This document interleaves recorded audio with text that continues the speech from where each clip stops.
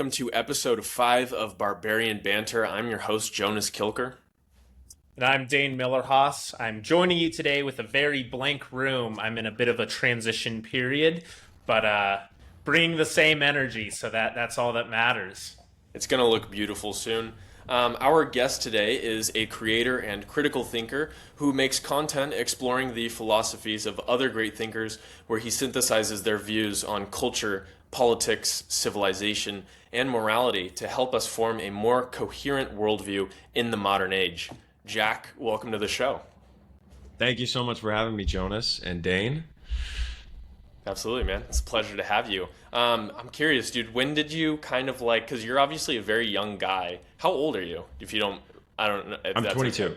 Yeah, so you're super youngest young. one in here. Yeah, and I think the youngest on the show, too, who's ever, yeah. Yeah.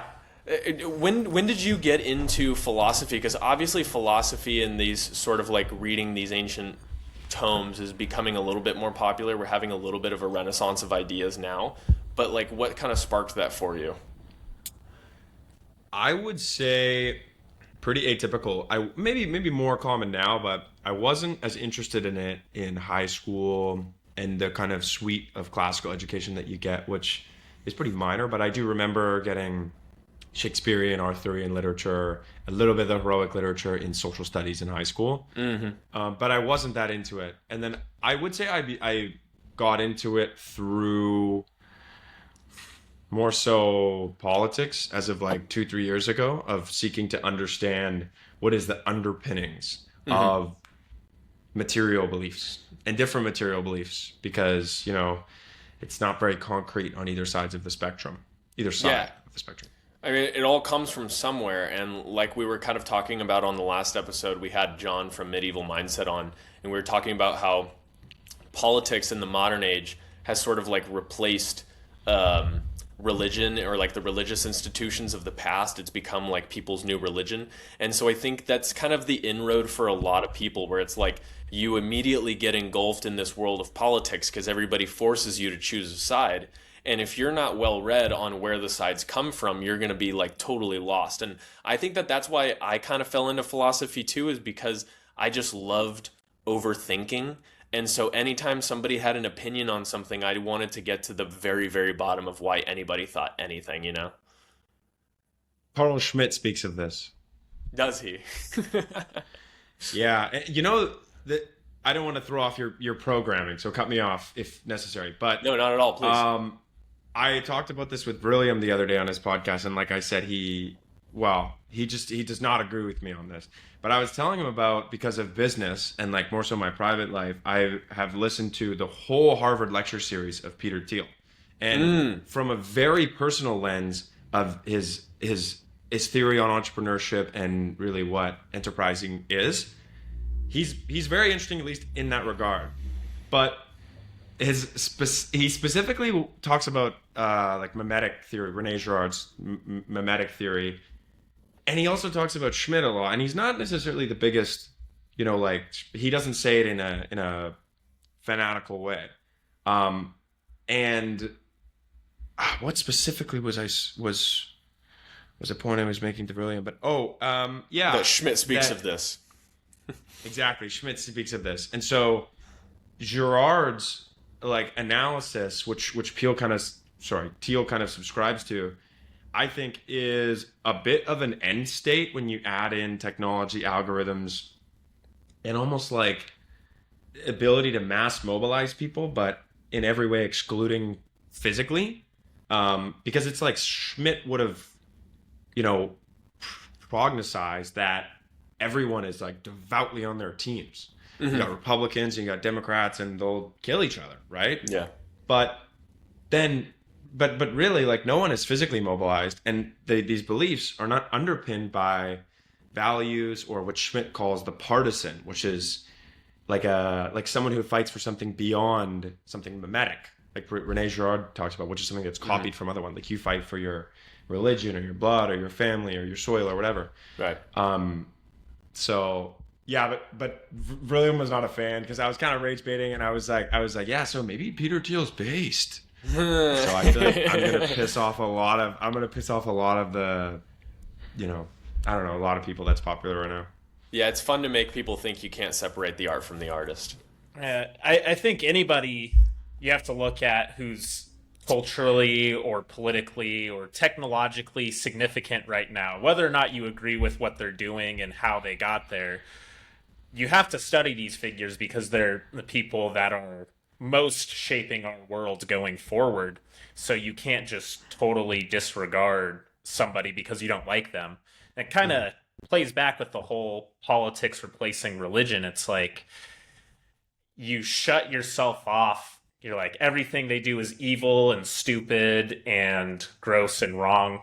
And it's like, you don't have to agree with somebody, but you have to be able to learn and respect even from your enemy, right? I mean, when you compete in a sport or martial art, you learn to adapt to your opponent, what they do well, and you adopt that. So I don't think there should be any figure, teal or otherwise, that is verboten to talk about because you don't like what he's doing. And to be clear, I'm not a fan of Peter Thiel or Palantir, but he has made this company, and we are all talking about what he's doing for a reason. So, yeah. Dude, I want to get their merch though. Like you said, you're not a fan. I'm like, oh, they just dropped some new merch, bro, and I see it on Twitter. It's so hard, bro.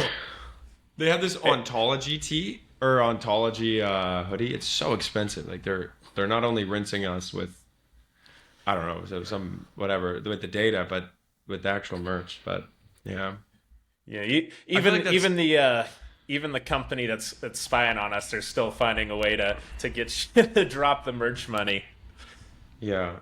Well, I'm too deep down this rabbit hole, so let's let Jonas get back to the programming. But I could forever about that. I'm super happy to let it run. One thing that I did kind of like want to open up right off the bat with you is I know from like previous discussions that you are Catholic. And I know a lot of people, because I get this all the time myself, I talk about Nietzsche, I talk about Mishima, and I talk about all of these other sort of like Western thinkers that people find as like asynchronous with Christianity. And I'm curious how did faith come first for you, or did you study philosophy and then find your faith, or how did that work?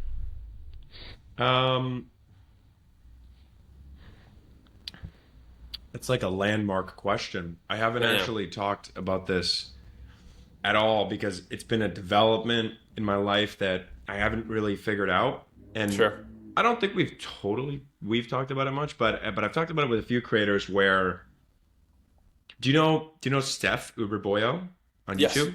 Mm-hmm. So I love his videos, and I watched a few of them that kind of just his communication style is so great, but the information is very rigorous. And there was a few where they really made me kind of dig into some more historiography, like the physical argument behind ideas. And so, I don't know, the past like 6 months, a year, I have looked into the archaeology and what people are saying about it behind specifically the exile into the desert and basically the Abrahamic tradition. Like, did the Abrahamic tradition happen, that sort of thing. Yeah. Right. And I don't know. So I won't lie. And I was very cautious to talk about this because I think a lot of my audience is Christian. And I think that we're kind of in this state where you say one thing that's not, it's not condemnation of Jesus or the faith. It's not or indicative anything. of your entire worldview either. It's just like an opinion you have. Yeah, I understand what you're saying. Yeah, and then people will go, "Oh my gosh, that's heresy," or "You're not a whatever," blah blah blah. So, yeah, I was raised Christian and Catholic, and then I was, throughout my whole university period and the majority of time of when I was making content and that sort of thing, up until about 6 months ago, I was pretty immersed in the faith, like going to mass regularly, that sort of thing, and Bible studies. And I wasn't super big on like Christian communities because most of my friends were, but we always had that, like you said, sort of that Nietzschean bent, that self-improvement bent. And I was always a little dissatisfied with these Bible study groups, man. I can't do them because they're like, oh, well, let's talk about how we're going to implement faith in our life. Let's talk about how we're going to implement this verse. And I'd be like, dude, like we need to lock in.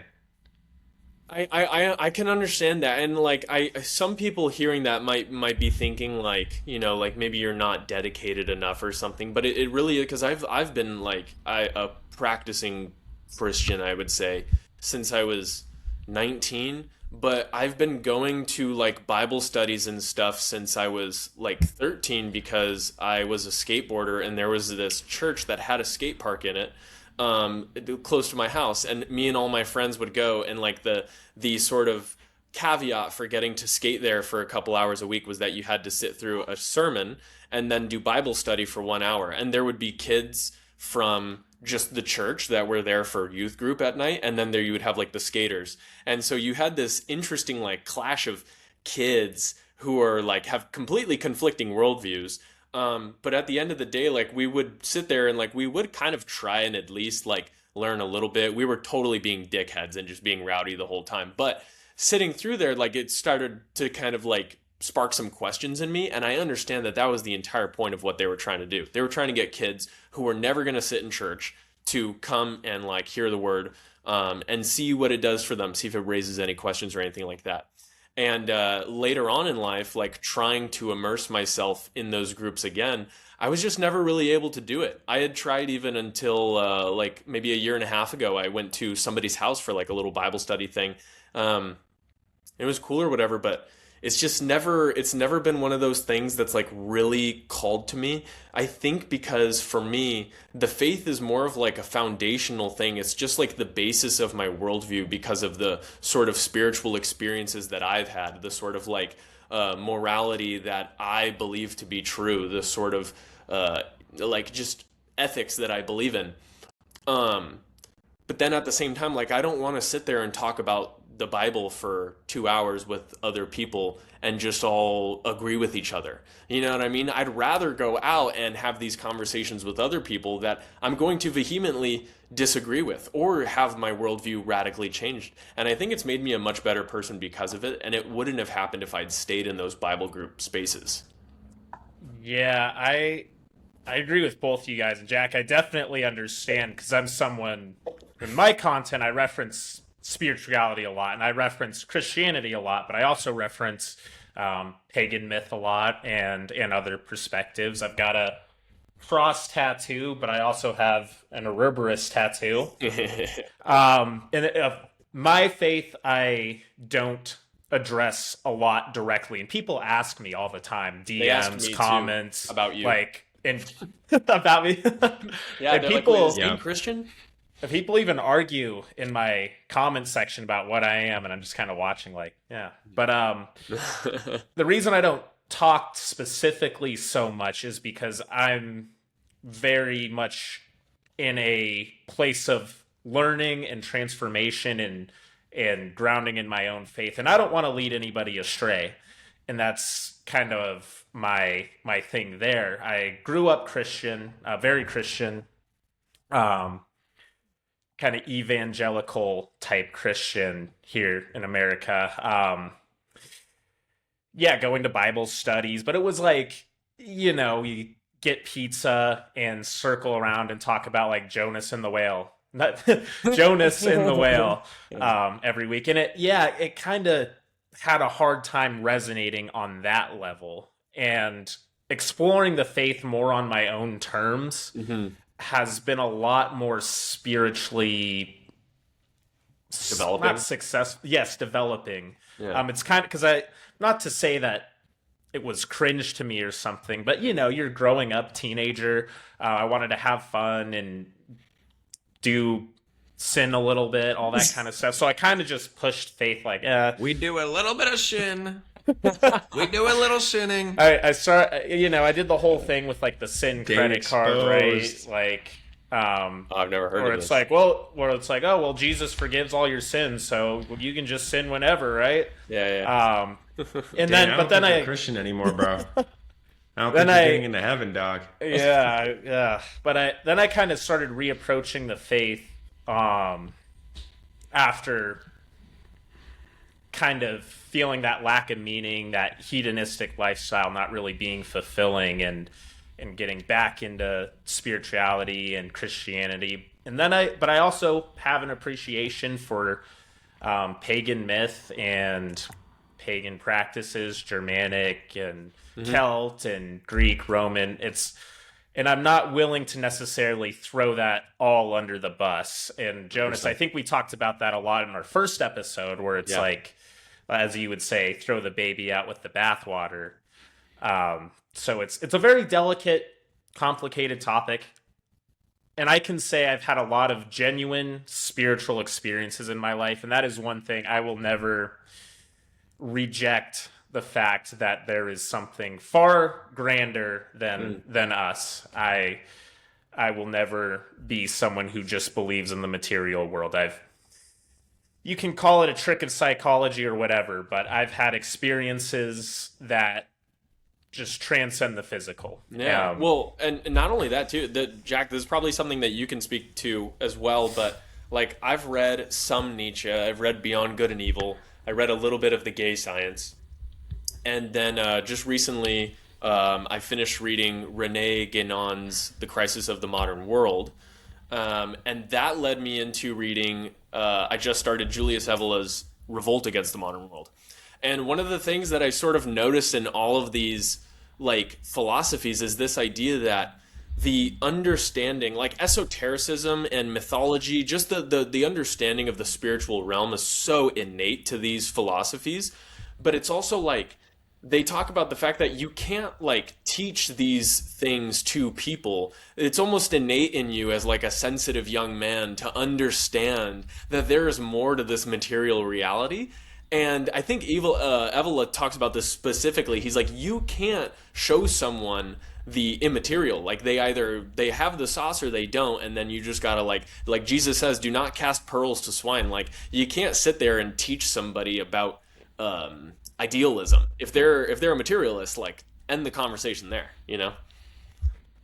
Can I give a little, let me hop in? Please go. Dude, go. I just, that's why I popped off the camera for a second. I had to get my notes because we do it for a living. We're all yappers. Mm-hmm. So D1 yapper squad here. Yeah. I know, because I think of something and I'm like, oh, Jonas, that's so peak, bro. I'm just going to, I'm going to alley-oop something on top of that. Please. But no, while you were speaking earlier, Dane, about the Bible groups being disenfranchised, I was literally going to mention Evola and say, yeah, when I read Ride the Tiger, it perfectly,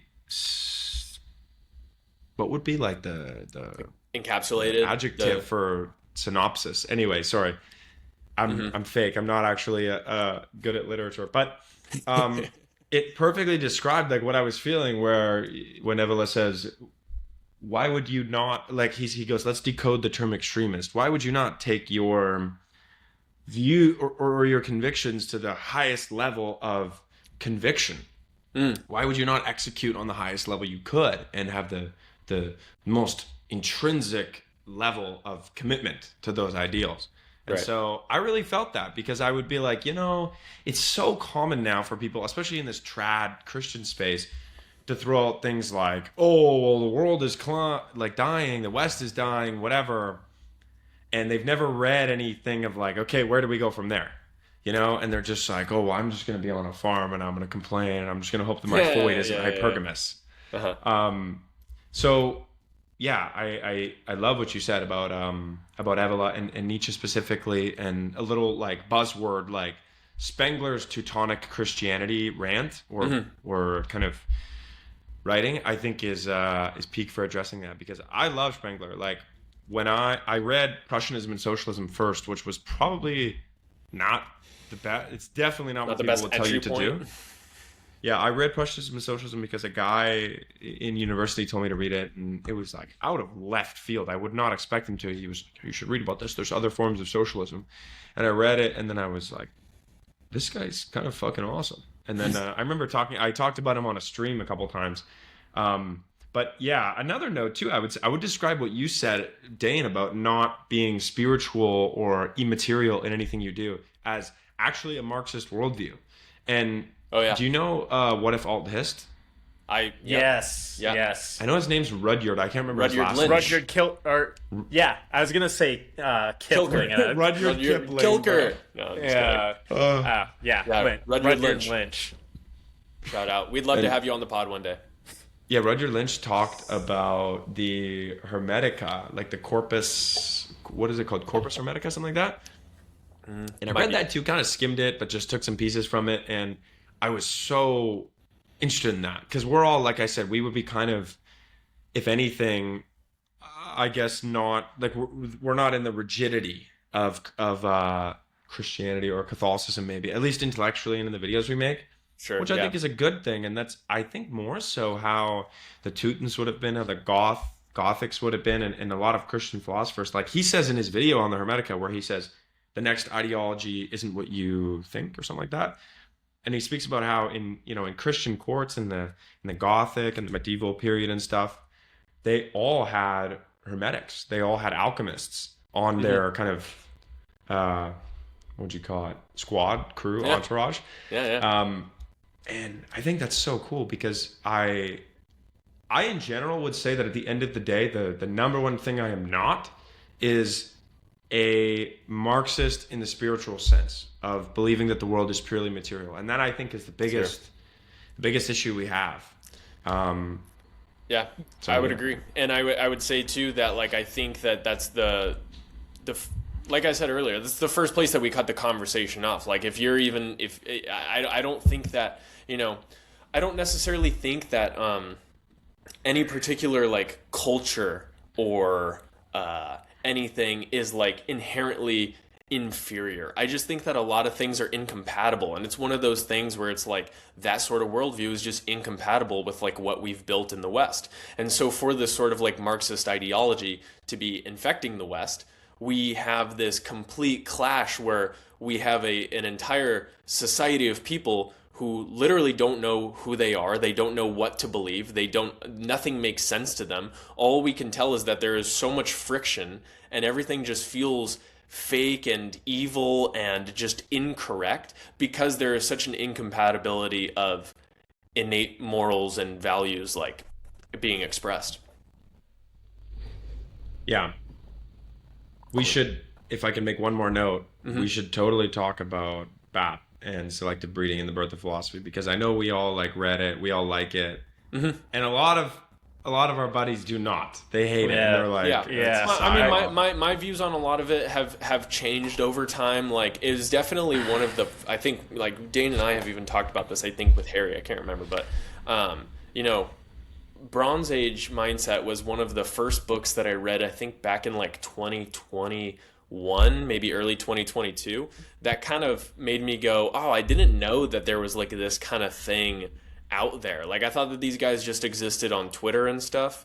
I think for him to be able to like put what was going on in a way that was like accessible to people, but it was also actually kind of like well put together. I was a little bit thrown off by the sort of like vernacular that he was using, like specifically I was like, wait, is this a joke?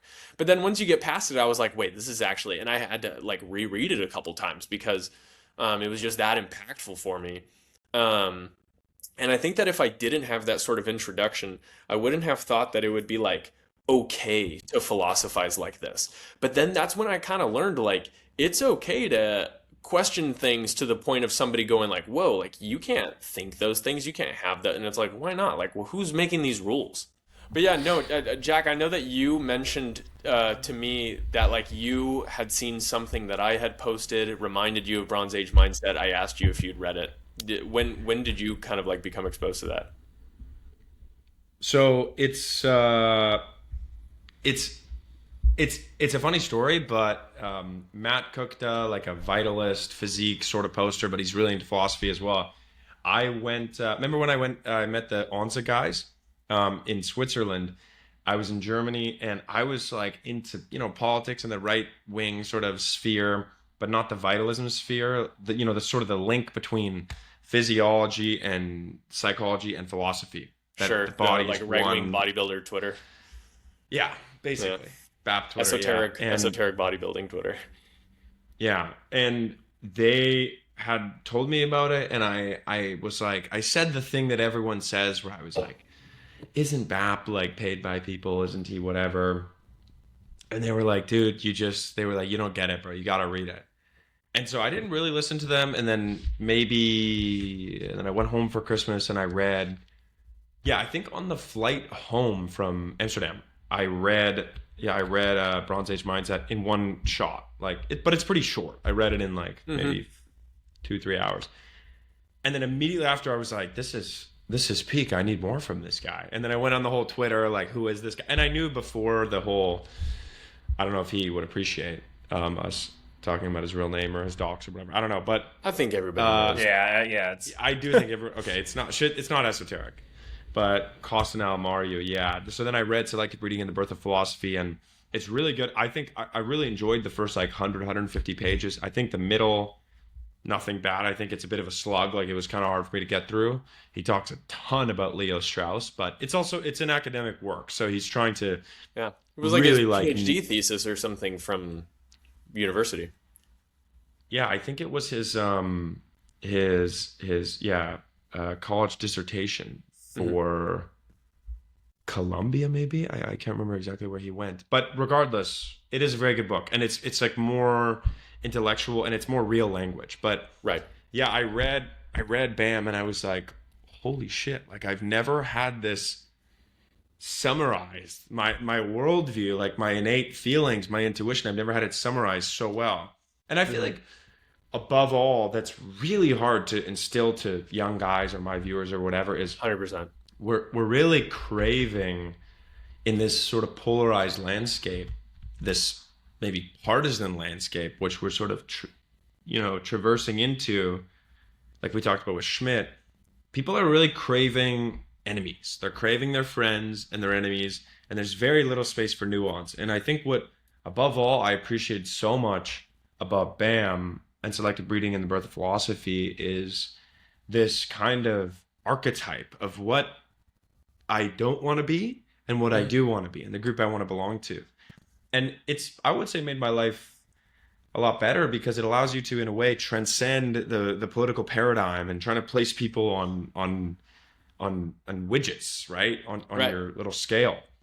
Because at the end of the day, there's not really an accurate depiction of who is causing this decline of Western civilization that everyone talks about, etc. Right. So really like BAM, but I also struggled to get through the first 20 pages where I was like, what is this language? Who is this guy? Dude, I thought it was a joke. I almost was like, I bought a fucking fake copy of the book. What is this? You know? It's funny because pretty much had the opposite introduction of Jack, where I was in college. This would be the summer going into my senior year, and I had started to get, this was kind of the time I was starting to get back into faith, spirituality, bodybuilding, trying to actually improve myself. But also I was in fraternity at the time, exec board, all this kind of stuff. So I was still very much partying hard, had that brotherhood, etc. And I honestly don't know how I came across Bronze Age Mindset. I don't know how I got the recommendation, because I wasn't really into that side of philosophy or anything at all.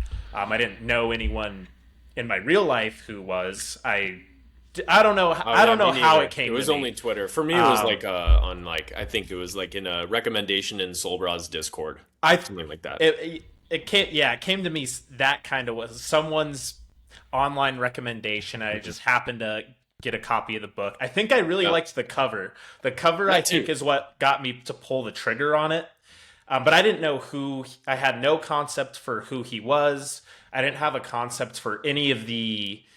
I had no idea what it was going to be. Yeah. I didn't have any conceptions about him or what people thought of him or anything. I went in totally blind. Yeah. I was starting to get to know a few of the philosophers like Nietzsche at the time and everything, but I wasn't really into all that stuff too much. And kind of like Jack said, though, once I got used to how it was written, it described things that I had experienced but never been able to put into words. Yeah. Like the concept of the longhouse. Being in fraternity at the time, I was a liaison between us and the school, like the whole fraternity system in the school. I was president of that board, and we would go through the absolute most insane hoops to try to like please administration, and they just had had it out for us. We were very well behaved compared to what popular conception might have you believe. But it was like, in going through COVID, it was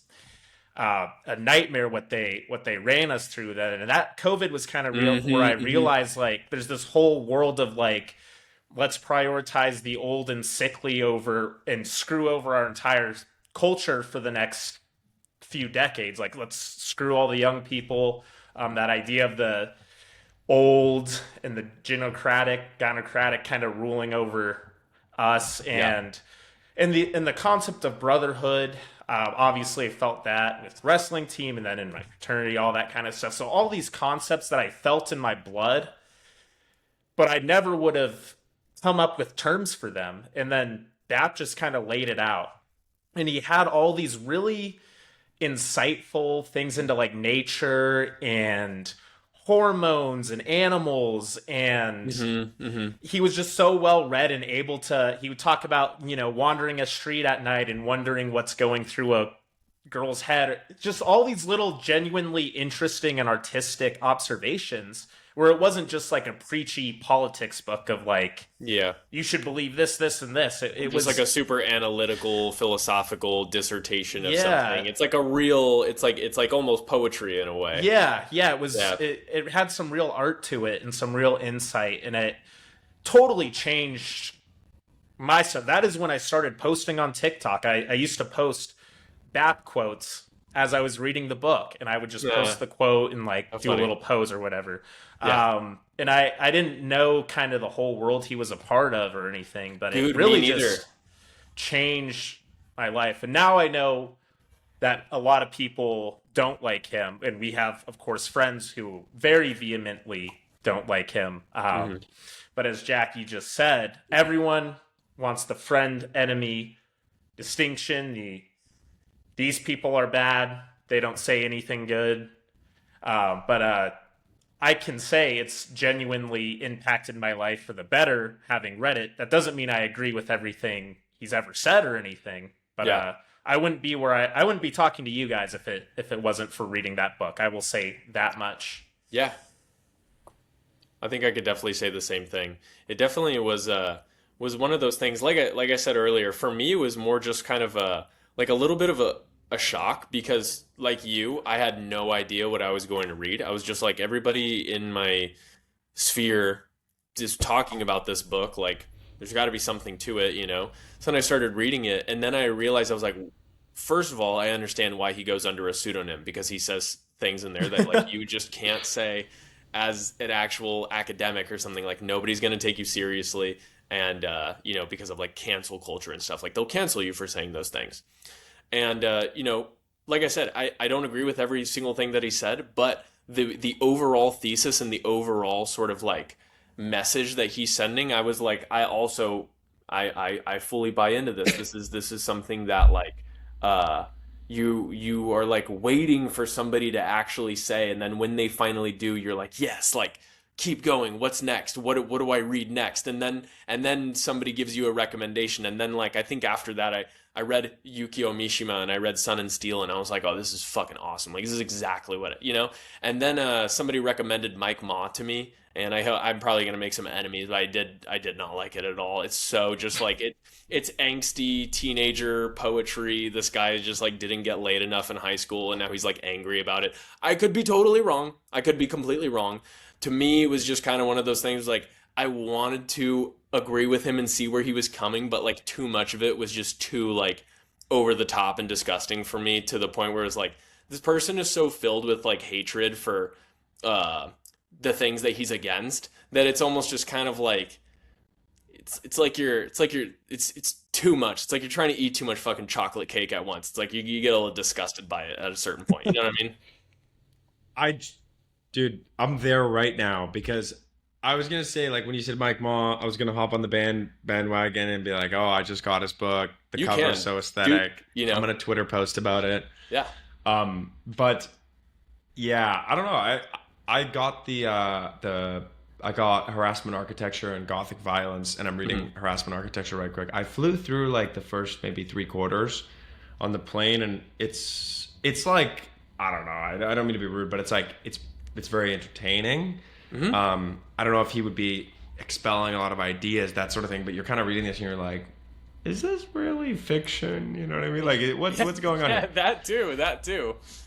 And have you ever read it, say Dane? it? No, I'm going to be honest, because I've been familiar with the two books for a while, but I thought Gothic Violence was going to be like a history of the Gothic people. I thought it was going to talk about like the Gothic invasions into Rome or something. Like, I know that's totally off base now, but I kind of like mentally had categorized Gothic. I think the cover looks great. The cover of the two books are very eye catching. Awesome, but I thought it was like, I thought the whole idea was like to have like a goth that kind of looks like a modern goth, but it's like a play on the goths. Yeah, the dramatic and exactly. And I thought it was gonna be about the historical people, and I'd categorize that in my mind, and then obviously that's not true. But now I'm like, so no, I haven't read the book. It's kind of one of those things where, based on what you said, and you've said this to me before, where it's like, maybe it was kind of that like angsty phase, and I probably don't need to get into it. I'm already so far behind on the books I already have, so I have to be a little picky in terms of like what I orient to next. So I probably won't read it anytime soon anyway, but I know he's a very important figure, and he's obviously had to have some good ideas to have the staying power that he does.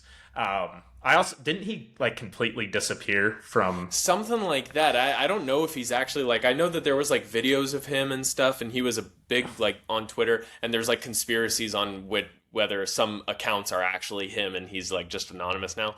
But like I said, the reason I picked it up is because a bunch of my friends were like, yeah, they're like, you got to read it. If you liked Bronze Age Mindset, you got to read this. And it just didn't carry the same. To me, here's what I'll say. And like I said, I know a lot of people are going to hate this. One, it felt like he was trying to be Bronze Age pervert and failing at it. Like, it felt like he was trying to do it from his own perspective and taking it like a step further, and it just totally failed for me. And it also reminded me of like this sort of like incel-y sort of person who like I said, just like never got laid in high school, and so developed this like hatred towards the world around him later on, and then like found the like proper sort of like avenues of philosophy and like worldview to be able to encapsulate those feelings, but in a very like vile American Psycho meets angsty teenager kind of way.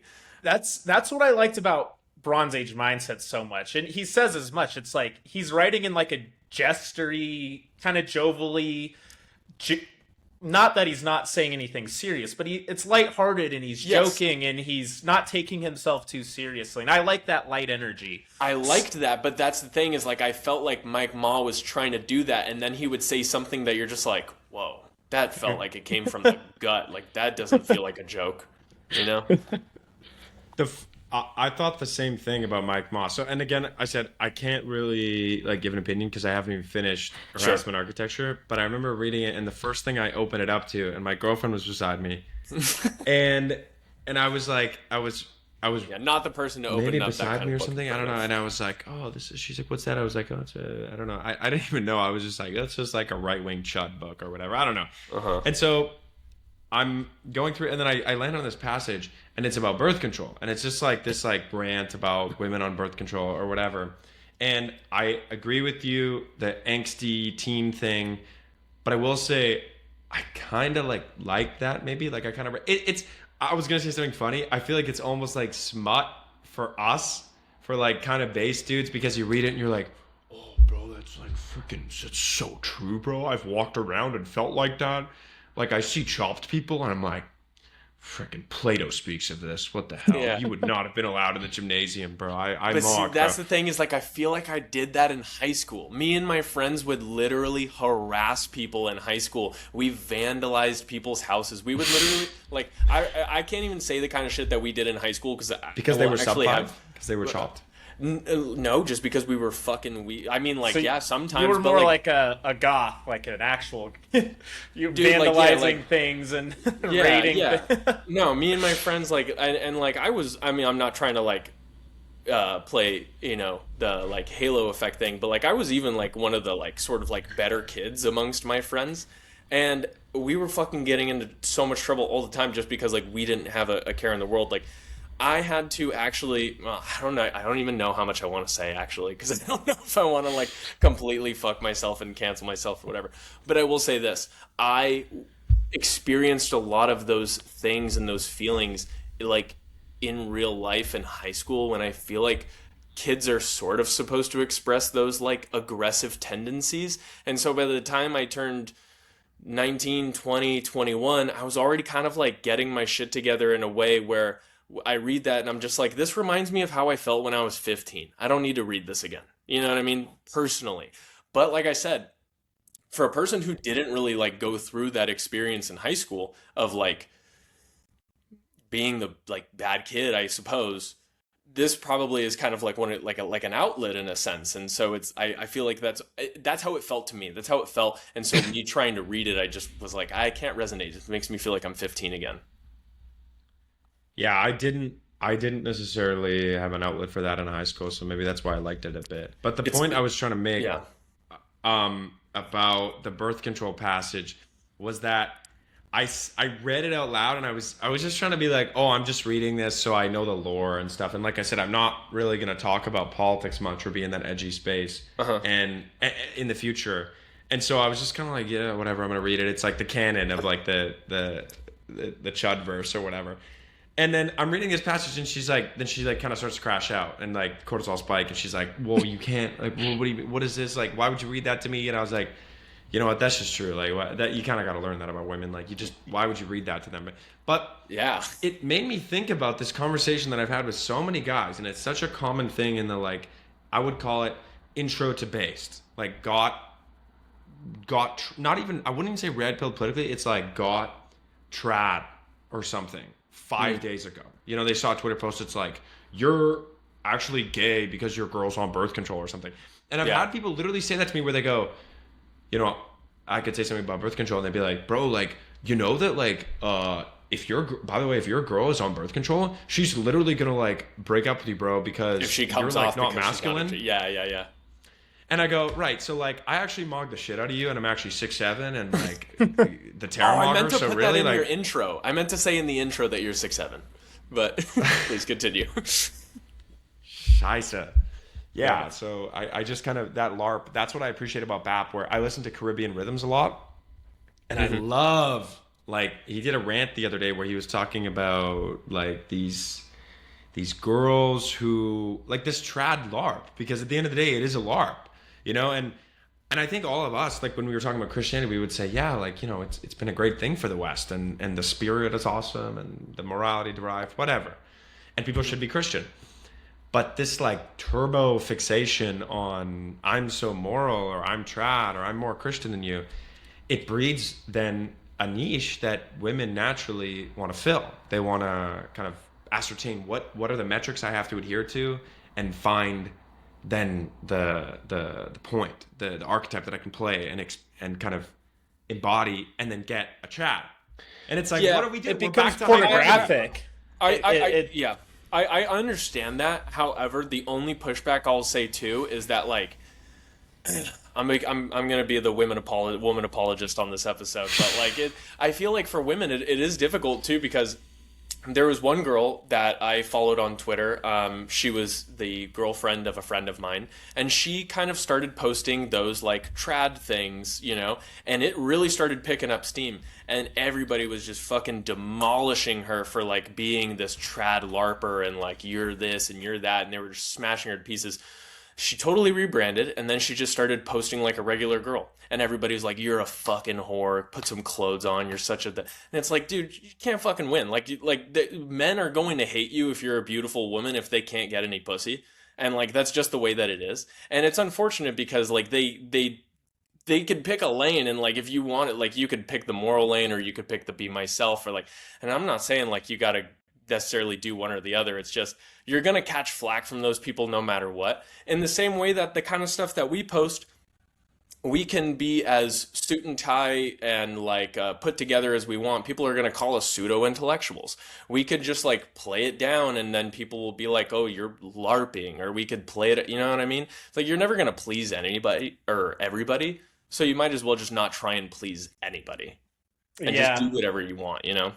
I think that's very fair. And I think the whole trad LARP thing, I know guys like to dog on the women specifically, but it really it's hard to tell when people are LARPing. And Jonas, you mentioned earlier, really at the beginning, where you said like you can't teach a materialist like to appreciate the spiritual and transcendent. And I feel like a lot of people today become religious, but they're coming at it from like a materialist perspective. They, get baptized and they wear a cross and they do the whole trad. We're gonna have a farm and man head of the household and have 10 kids and it's and I hate using LARP as a derogatory term because I think LARPing is actually very powerful. But there is a way where it does become kind of just surrogate, where it's like you're not actually spiritually in tune with anything. You're just wearing an aesthetic and using it to get clicks online and deluding yourself into thinking you're living a more spiritual life than you are. Right. And I think women can, just because there is that online element of guys are horny and it's very easy to wear a cross necklace. Like a moral porn, where it's like trying to toe that it's line. like inverse porn in a sense. Yeah. But it's like the guys are still coming to like get the female validation and all that stuff. So it becomes very murky for sure. Yeah. But it's hard ground to talk about too, because we started to talk about this. There's going to be people that feel one way or another about the trad LARP that are going to maybe not take it so well. I think personally, you'll know them by their fruits. If there's any of these people out here, like for example, I mean, just to call out another name because we've name dropped so much on this podcast already, that guy Carnivore Aurelius, he was like one of the first guys in that sphere to be posting like the trad stuff and like, the farm, the house with 10 kids and like your wife's off birth control and yada, yada, yada, yada, yada. And then, like, this guy got caught, like, stealing everybody's tweets and, like, repurposing everybody's content. And then for a long time, like, because he was anonymous, people thought that he was a woman and yada, yada. Like, nobody actually knows who this guy is or, like, what his whole deal is. And, sorry, Jack leaving kind of threw me off a little bit. Shit, where was I? My bad. You hit that like ominous low cortisol exit. No, you're fine, dude. I'm sorry. That was disrespectful. I'm sorry. No, it's okay. But because of the whole like because he proved himself to be this sort of like I don't know, immoral is a strong word, but like not trustworthy character because griftery. Yeah, he's just trying to sell his fucking liver snacks or whatever, and like sell you this idea. God knows if he's actually living it or not, because you don't know who this person is. That's where it starts to become one of those things where I'm like, yeah, attack that person, go for it, because for all we know, they're not a person. This is like pre-AI, obviously, but. I think that's the point of this whole game is like, if you have the eyes to see and the ears to hear, like you'll be able to know who's about who's walking the walk and who's just talking the talk, And I think let's leave it at that. Let's not make it, because there's genuine trad people out there that actually live the life. And what are they going to post on social media? A LARP of them being normal to try and like not be the trad porn thing. Like, just let people do what they do, and if they are who they say they are, then like, let them live. But that's my view. I know these guys get a lot of flack, but I'd have to hand it to the Mormons. I'm not a Mormon by any stretch. I don't believe in Mormon theology, but know them by their fruits. Every Mormon I know is a very genuinely nice, productive person. Kai Schwemmer, he's an amazing guy. Shout out Kai. And it's like, I might disagree on the religious aspect, but they genuinely, like you said, walk the walk. They do very well in actually living the life that they do, while also, and of course they're active online and they preach their faith, but you can tell it's very genuine, and whatever they're doing over there in is it LDS? Is that I don't know. It's from a meta perspective, I find it very respectable and productive. I agree. So there's obviously a way to go about being genuine without, while still being active in the modern world, and not like going totally Amish or anything. What are your guys' thoughts on the Looksmaxxing movement as being a LARP? I have to shout out our boy Harry because he just dropped a banger of a video. I'm also going to shout myself out because I made a video about this too a few days ago. I was talking about how the fact that like Looksmaxxing at the end of the day is not going to work in the way that I think a lot of these guys intend it to work because you're not doing the inner work. And I know that sounds like a very woo-woo thing, but like if you're not the guy that you're portraying on the outside, on the inside, women are going to smell that. Women are going to like sense that on you immediately. And that's why there's like a sort of like cringe factor to these guys when they're out in public trying to talk to women because they're not actually who they present to be. And Harry was kind of talking about that too. Like you can't have beauty without death in the same way that like if you're not actually living that heroic life, like you can look the part of the hero all you want. It's just a LARP, and people can sense that. And I think that a lot of these people are gonna feel like they're kind of like I don't know, just like kind of empty at the end of it because they kind of like they cleaned the outside of the glass so many times, but the inside is still dirty. What are your guys' thoughts on that? I know like we've spoken about this a little bit, Dane, but the idea of like do you think that the Looksmaxxing movement overall is like a net positive or a net negative? Because I will admit there are a lot of things about it that I think are, for one, it helps people understand like just the way that the world operates, whether that's for better or worse. Like being attractive is just going to be helpful for you in your life. I think the methods of going about increasing your attractiveness, I think, is where we kind of start to detract and we start to lose the plot a little bit. I do want to give this one guy a shout out because I know that you guys are both esoteric lore respecters. There's this guy on YouTube. I wish I had his thing pulled up. Somebody sent him to me the other day, and he's got this video, and the video is titled "Facial Bone Development, Height Growth, and Authentic Discussion." He films in like 360p in the middle of the forest, and it looks like he's filming on a microwave, and he's just this super jacked Chad who's just talking about these things that people want to know: how to grow your hair more, how to develop your face more, how to get taller, stronger, blah blah blah. All he talks about is improving your relationship with yourself and who you truly are at your core, because the outside will always be a reflection of the inner, and you need to be at peace with who you are before you can begin to grow. You must do X, Y, and Z things. And then at the tail end, he's like, you can also take vitamin K and D3 and zinc. And like, you know what I mean? But I think that it's sort of this important discussion where it's like, we're so lost in this sauce of people talking about the material things on how to actually develop as a human being, become more aesthetically pleasing to the eye, whatever. But I truly think that there is like an alchemical thing that goes on when you embody the aspects of the person. Dane, you have incredible bone structure in your face. You fought for a lot of years. You had bone smashing done to your face. I guess technically, yeah. That's why you have such a strong, prominent jaw. You don't need to go hit your face with a hammer. You need to go get into fights. And so it's this sort of thing where like if you want to look like a swimmer, you have to swim 100 laps a day for a year. You know what I mean? That sort of thing. I think people are bypassing the work that it takes to get to those sorts of things, and that's where there's a little bit of like an uncanny disconnect. And I think that that's why the whole Looksmaxxing community faces the sort of backlash that it does. This could be a good point of pushback here, a point of conflict in the conversation. Please. It's all about that. I'm not going to say different. It's definitely not a different generation, but that's how I got sort of connected to Clav, was because I was almost in the Looksmaxxing niche before I was in the philosophy niche.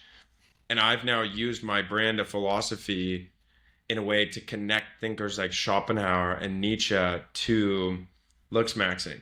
And so I fully subscribe and believe to most of the assertions and conclusions that people like Clav or people have from these other forums.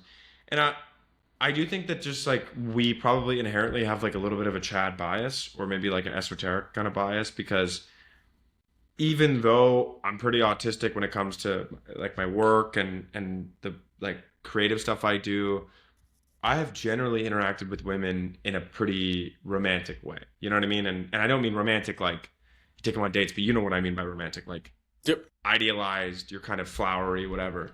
Mm-hmm. And so I guess because I kind of came up in it, and I don't know, like it did influence my first interactions with women. I do think about it in the kind of autistic material way. I think that's how we've sort of been influenced to Interesting. Maybe not influenced, but specifically women have really grown up in this like petri dish of their exposures. Sure. And that, kind of dictates that they qualify men based on these metrics. But holistically, I do agree with you that your inner has to reflect your outer. With women, at the very least. Yeah. I think with women specifically. What were you going to say, Dane? Yeah, it's pretty interesting because Jonas, like said, I'm not trying to glaze myself here, but most people find me conventionally attractive. Some people don't like the mustache, but that's a controversial choice. It happens. But in school, I never had an issue with looks. I was a wrestler, Muay Thai, all that stuff. I competed, so I was an athlete, so I had a pretty decent body, and I never had trouble with my looks, so I never was incentivized to like figure out how to look more handsome. In fact, it's kind of the opposite, where I might look good, but my Riz game could use a little bit. And so that's what I spent a lot of time developing, was my personality, getting over being shy, that kind of thing. But yeah, I never had trouble with women in that sense.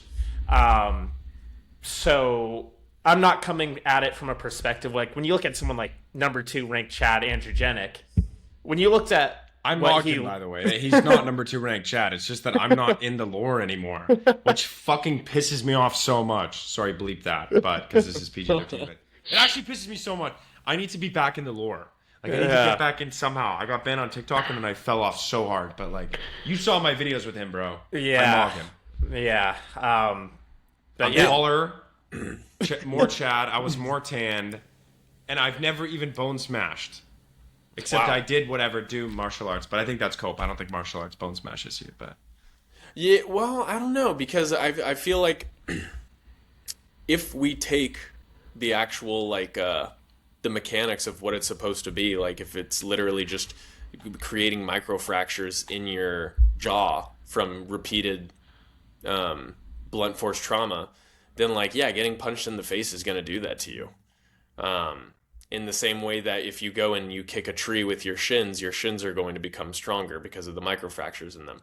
And whether or not that was something that actually, like, Dane, if your jaw would actually be like a little bit nice, dude, there you go. If your jaw would actually be like smaller because you never did Muay, who knows? It could be the opposite, where maybe I was good at the sport because of the way I don't know. Right. I'm not maybe versed like enough a on the selective science bias sort of thing to say. Yeah. But I do think, more philosophically speaking, have you guys read or watched the movie adaptation of The Time Machine by H.G. Wells? Mm-mm. Harry mentioned it in our last video, and there's a time machine, and he goes into a future, and there's two kind of evolutionary species of humanity, and one is the Eloi, and they're very like beautiful physically. Oh. Mm-hmm, mm-hmm. But they don't know how to defend themselves at all. And so the Morlocks, which is the other race of humans, if you will, who live underground, they like basically farm the Eloi as food. And they let the Eloi live in this like kind of like Edenic paradise where they're all naked, running around, good looking, and then they get eaten. Right. In the time traveler like helps the Eloi like break out of that, like learn how to fight the ugly moral looks. But to me, there's this kind of like separation of looks and capability where I do think it is still important to, whether or not doing a martial art makes you look better, I think it does something holistically. Having the capacity to physically take care of yourself in a situation is something that psychologically it's very hard to fake. It gives you an aura that you can't develop otherwise. So I think for Looksmaxxing, I think it obviously I'm not against most taking care of your appearance.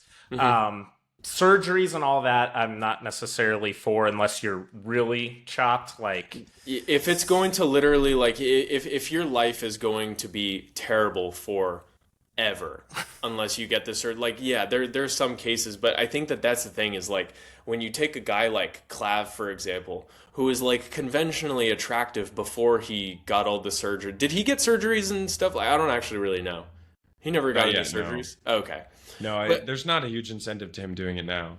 He might though, long term. There's not, but see, that's the thing is like if you're a guy who looks like that, or if you're a guy who's 6 foot, you don't need leg lengthening surgery. If you're you know what I mean? Like it's all about these sort of like micro improvements where it's like unless you literally have like a soft maxing, yeah, like unless you have like an actual deformity. Then I could say like, okay, yeah, why not? Like if you got the money for it and if it's truly going to make you happy, because it's like, we were kind of talking off air a little bit about like peptides and stuff. Like I think at the end of the day, the like natural people who are super against peptides and stuff, I think it's an ego thing. I think that a lot of guys, like they just don't want to see guys excel them in any way because it's like, oh, it's not fair. Like you can't, it's like, but why? Who's making this rule? You know, is it bad for your health? Maybe something's going to come out in the future. Probably not. A lot of them look really safe. Some of them definitely look like they could be detrimental. But it's like, who is making this rule that it's unfair for somebody to give themselves an advantage towards something that they didn't previously have? You know what I mean? As long as it's not going to be a detriment towards your life. I think that when it comes to these sort of practices of Looksmaxxing, the thing that I don't personally like about it, and you have actually kind of maybe shed some light on this a little bit, is that it's missing that factor of you get as handsome as you can possibly get, and then at the end of the day, like you still are missing the soul. You're missing the spiritual aspect that's going to connect all of the dots. Why are you doing this? To improve your life, to get women, to get better financial opportunities, to get a better job, whatever, to be treated with respect. If you're not a person who is actually capable of doing those things or doesn't feel internally worthy of those things, that's going to reflect. That's going to come out in one way or another, whether it's in your speech, the way that you carry yourself, the relationships that you keep. Like all of those things are going to bubble to the surface sooner or later. And I hate to get super political. It kind of reminds me of the whole transgender movement where like a lot of people, they switch their sex because they are like, oh, I don't feel comfortable in this body. And then they come to find out years later, oh, I was just a fucking teenager and I was going through hormonal changes and maybe I should have just waited until I became, you know what I mean? And so I think that it's just like, it's something that's too easy to grab onto because it's too obvious. Improve your looks and your life gets better. And it's missing the substance of like, hold on, like let's get to the bottom of what it's actually going to do for you and what it's going to take to get there. Well, if I can speak to it, I've made a few videos about this where originally on YouTube, my long form videos were about philosophy and political philosophy. And kind of like my thesis was for all my videos, I want to instill the foundation of inequality is what kind of is sort of the brutal framework that you have to look at the world through. Sure. But they didn't do, like they did okay, you know, like the Chudverse liked them. But I was like, I want to go a little more mainstream. So I made some videos about the black pill and white pill, even though it's not really a thing. But good videos, by the way. I watched your video on Spengler. I thought it was awesome. Yeah, I like Spengler, but it's kind of hard. I kind of, in a way, like hate my fans. Pause. We should clip that out. But because I don't really like. I mean, it's fun to say it, but I get really annoyed when I film these videos because, like I said, with like a burning passion, like I have to work on it because it's a crazy cortisol spike. I hate doing camera stuff, and I fuck it up all the time. So I'll do something wrong, or I won't record I just can't wait till I can have an IRL VA. You know what I mean? Like some employee who I can just like verbally assault to do things and just be like, make me look good, bro. But anyway, what was I saying? I struggled with that because I approach it in a way almost through the lens of like my mom. So like my mom's watching it, totally white pilled or blue pilled, whatever you want to say. Like she's not a boomer, but a boomer's watching it. How could they kind of digest this? Sure. And so I did pull in, the difference between Schopenhauer and Nietzsche, like total pessimism and the embrace and ascetic withdrawal from samsara versus Nietzsche's approach, which is vitalistic, penetrate into the yeah. And I do feel that.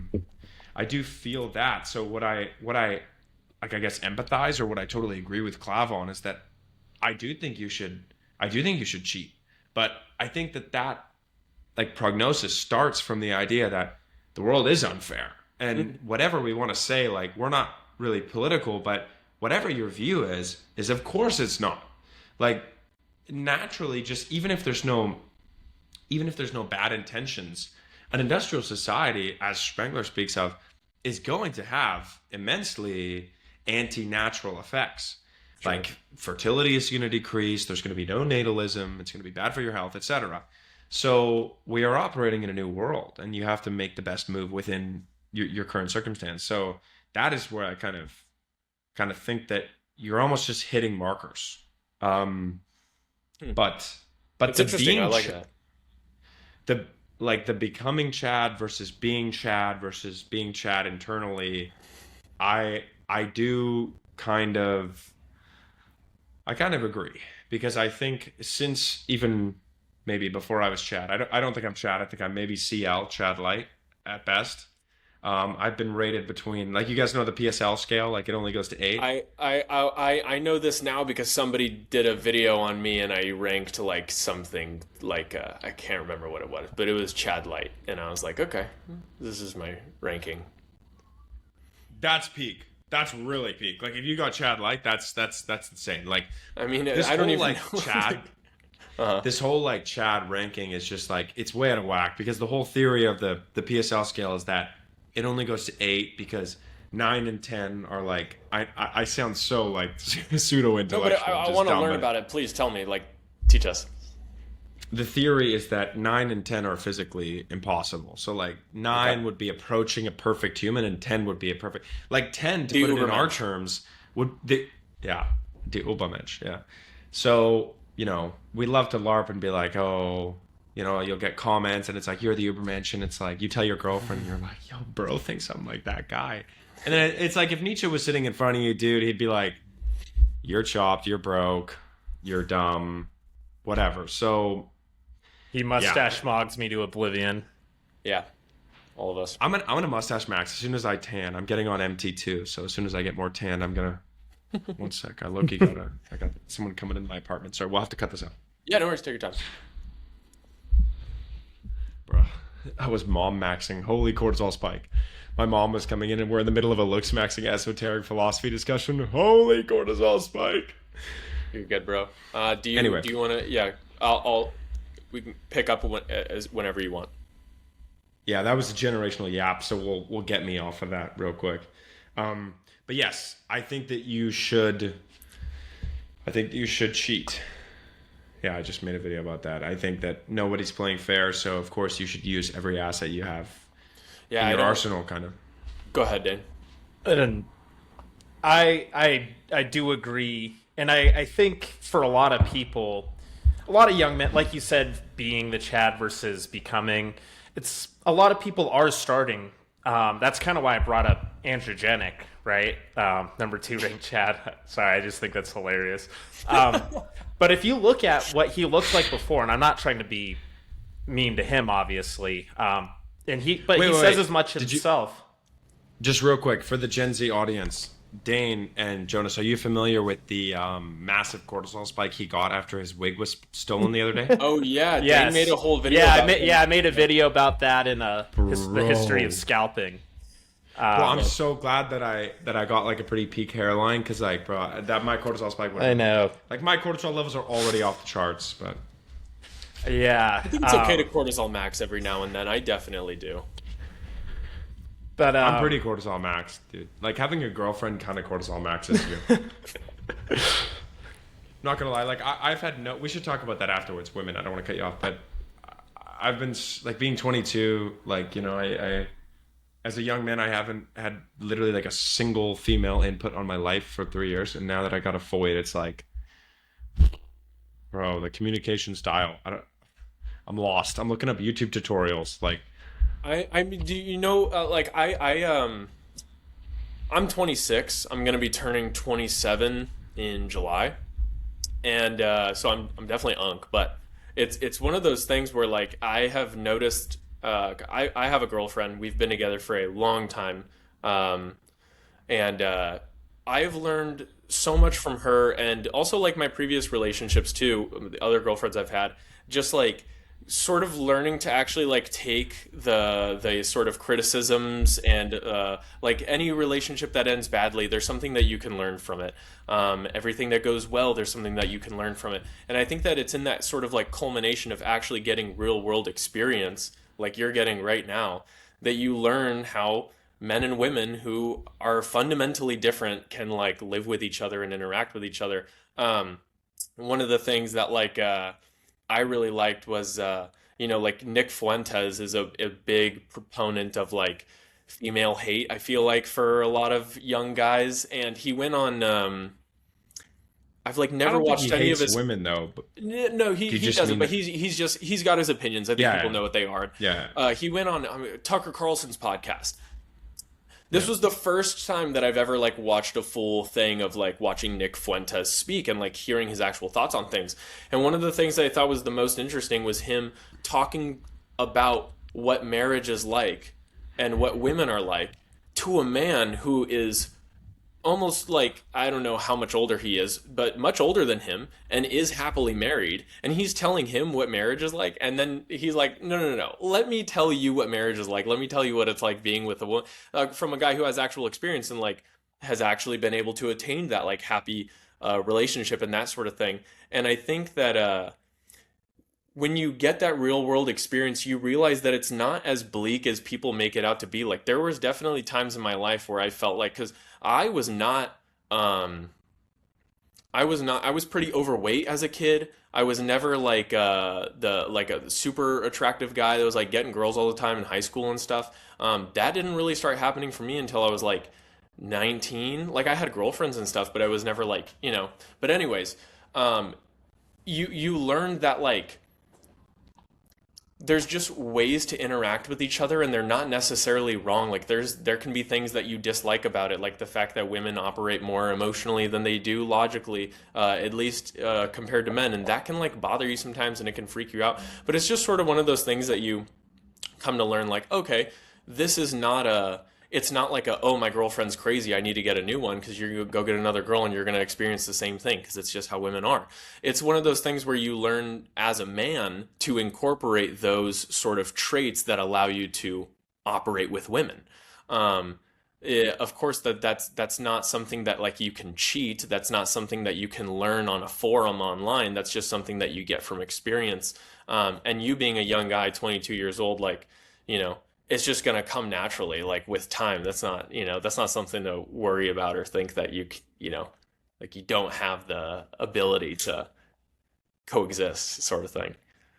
Yeah. You know, something you said that I thought was so peak to touch on is when you said like, oh, people all the time say, like, these red pill bros or whatever, oh, women are so emotional, women are inferior because they're emotional, whatever, blah, blah, blah. Mm-hmm. Someone said to me one time when I was like complaining about that, where, and I probably got a little bit of autism. I mean, like, if you're on looksmaxx.org, we all do, for a few years. And so, you know, they were like, okay, well, would you like an autistic male emotional profile to be with?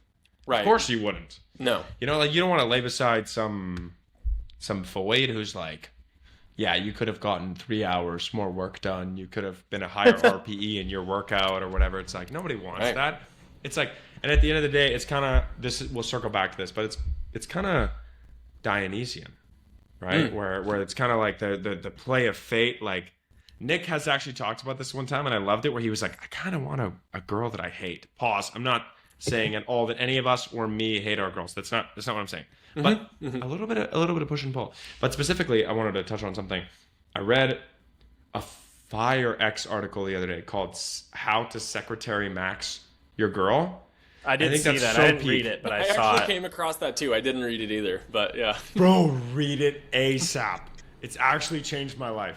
I shouldn't. I don't think my girl's gonna listen to this, but so I shouldn't say too much. But bro, actually so peak. I read the whole thing through. I put it into my Claude bot. I was like, give this an implementation in my schedule.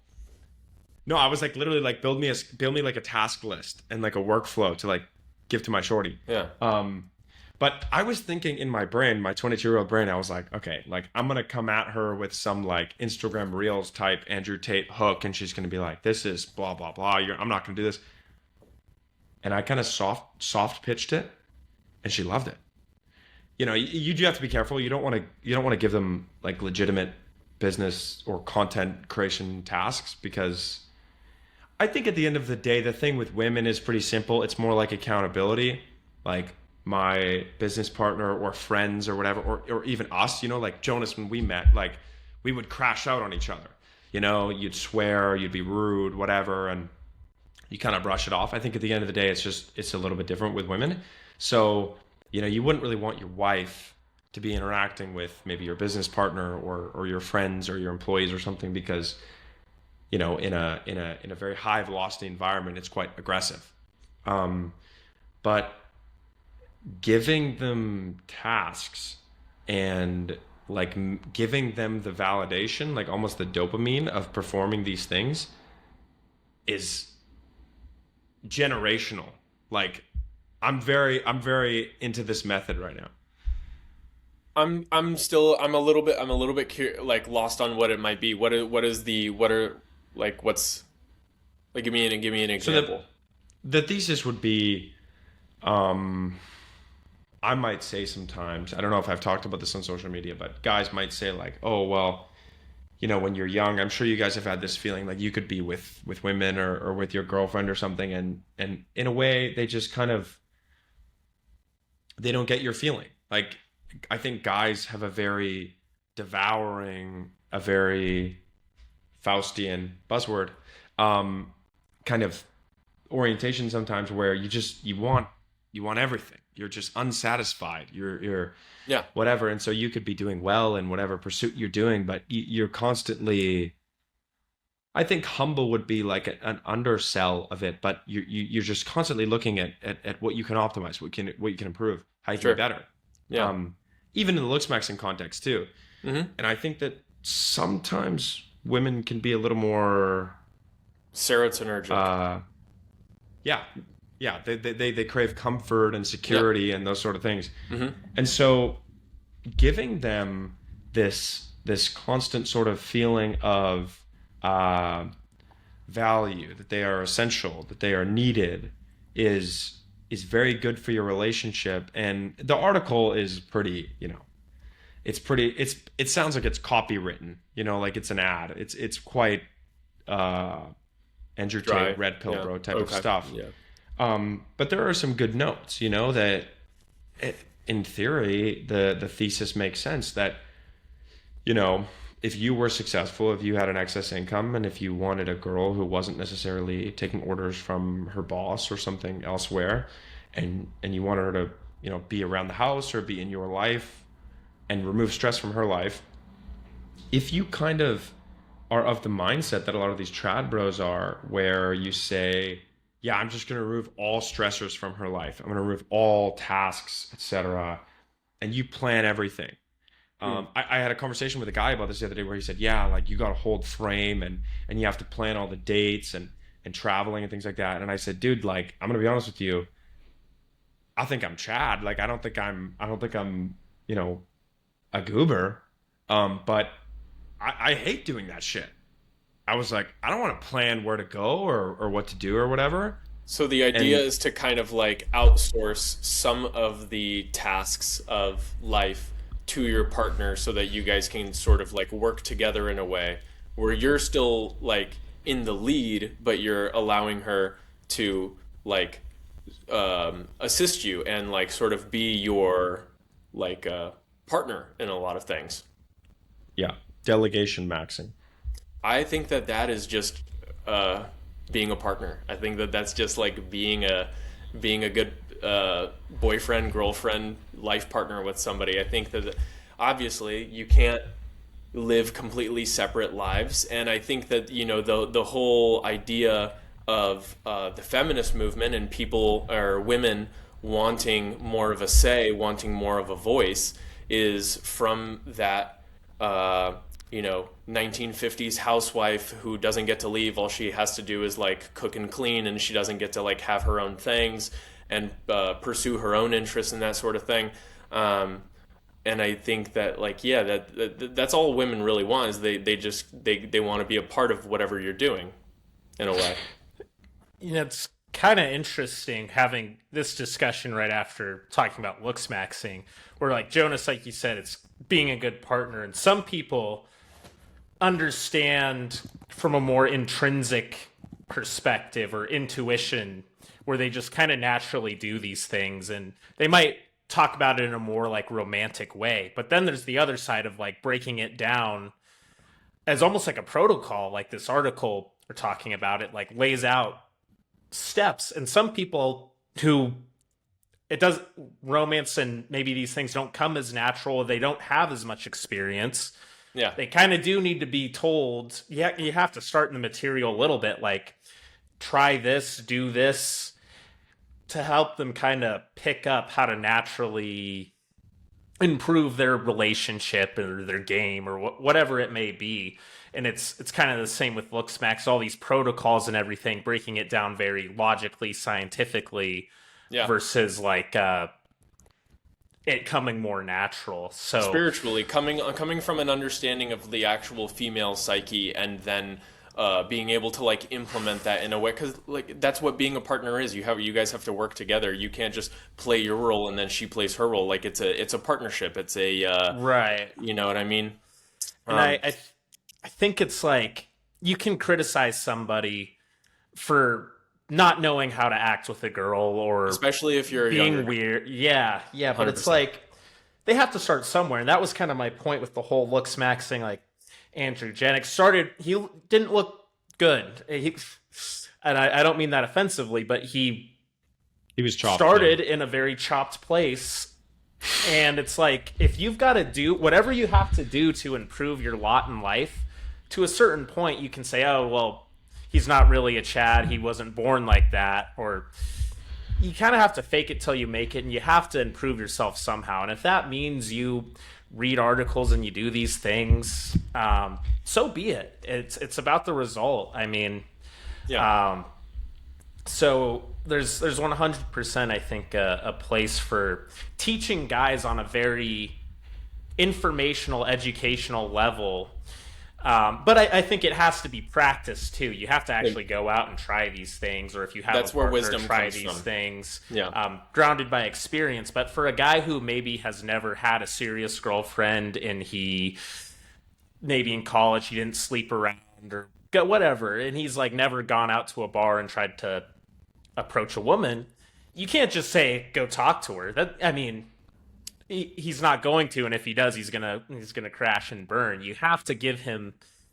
You have to start somewhere. Tutorial level type. Yeah. Teach the ropes. So I think for a lot of young men in our generation who are so lost and so kind of don't know where to even start, you have to throw a ladder down to them and help them climb up. You can't just say, just be the Chad and just be charismatic, dude. It's like, Yeah. Just be yourself, bro. Yep. Yeah. I mean, The classic, just be yourself. Yeah.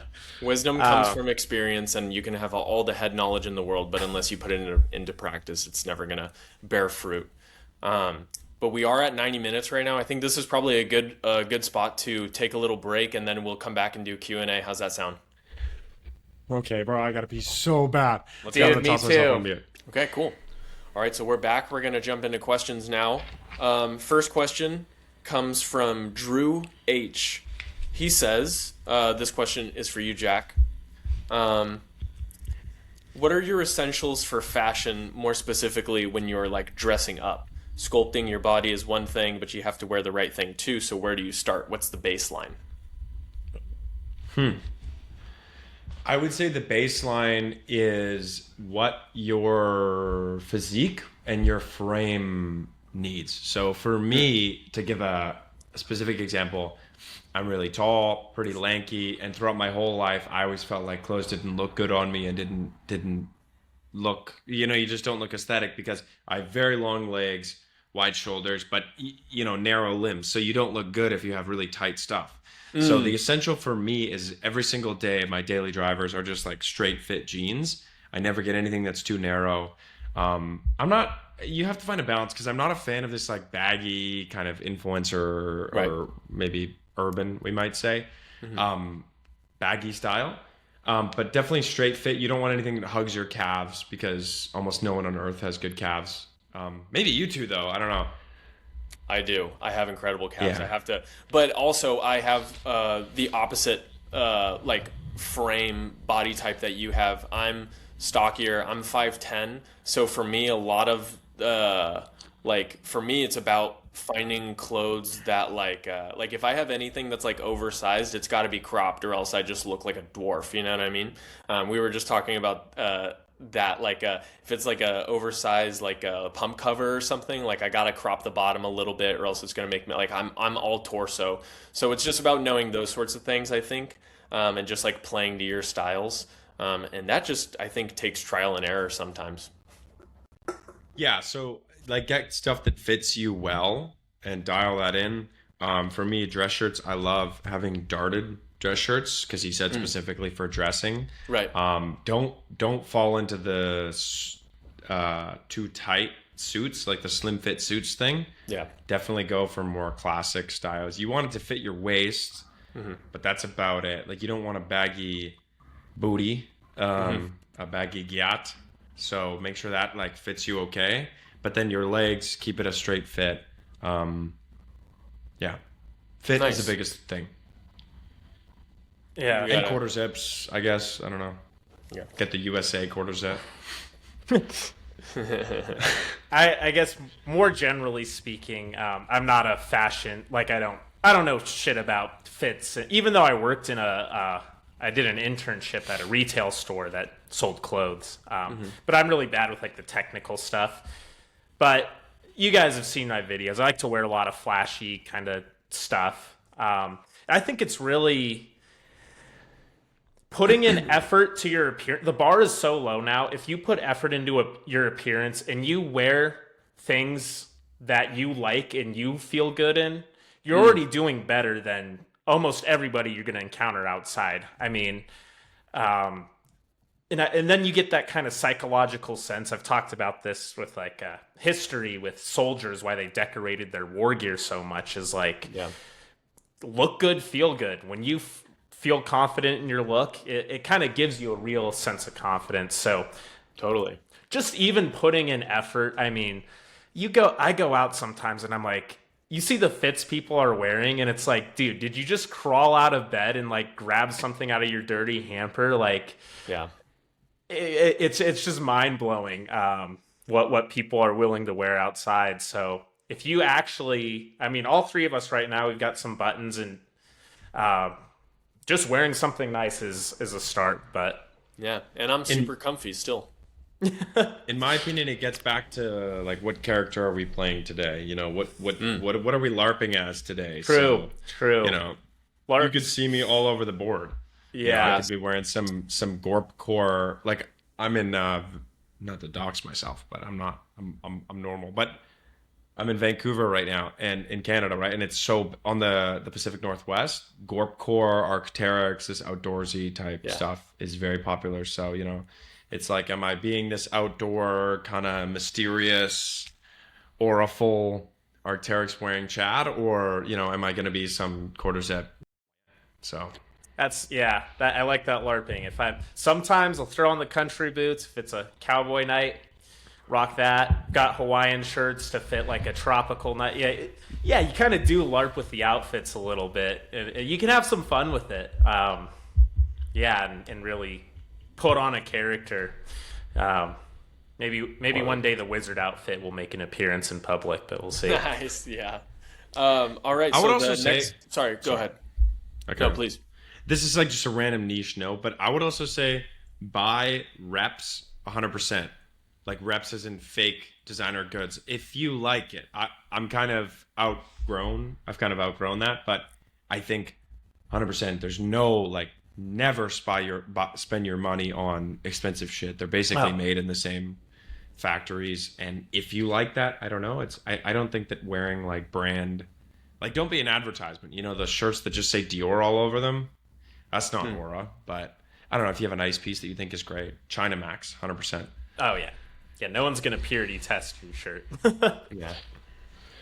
This question kind of leads in from what we were just talking about. Authentic Games 6969 asks, "Is LARPing until you make it the key to greatness?" 100%.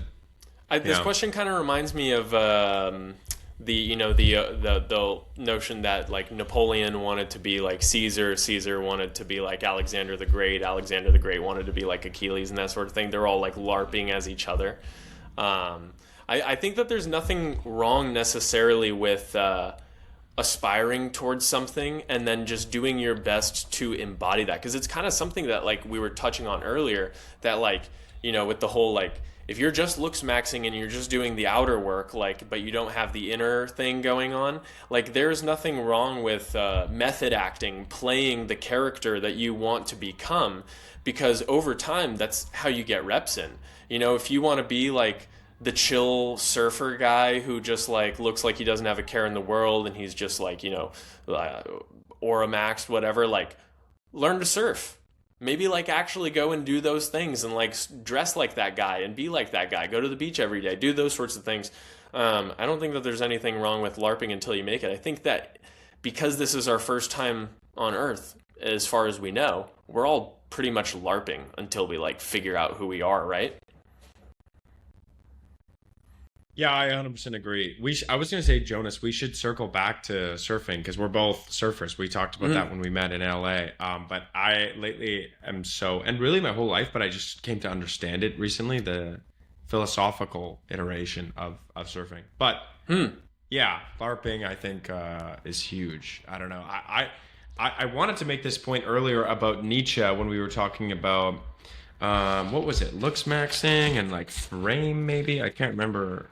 Whatever, but about Stoicism. I know you've made videos on Stoicism before, and your video specifically, to just Max Glaze here for a sec, about Stoicism and intuition and how animals will have to purge their adrenal stimulation based on after they utilize it. After they I loved so much. Max. Yeah, it's at the end of the day, I'm just a little cousin getting put on by Unc Kilker. But it was so peak, bro, because sometimes I feel you just iterate my thoughts perfectly. But again, like I said, all these dudes are lower the cortisol, lower this, become Chad, become this. If you want to become number 2 Chad with, you're getting a hair transplant, you're wearing a wig, you're gear maxing, you're bone smashing. What was Nietzsche's number 1 point? He was Marcus Aurelius is chopped because he's not smart, and also Chads just operate on intuition, which is so true when you kind of get into the Looksmaxxing space, in that I think teenage love is one of the biggest black pills, because I remember being in grade 8 and grade 9, and this is kind of personal, but I was walking off my bus, and I lived in kind of a remote area, so I was low-key on a short bus. I promise I wasn't mentally challenged, but it kind of looked like that.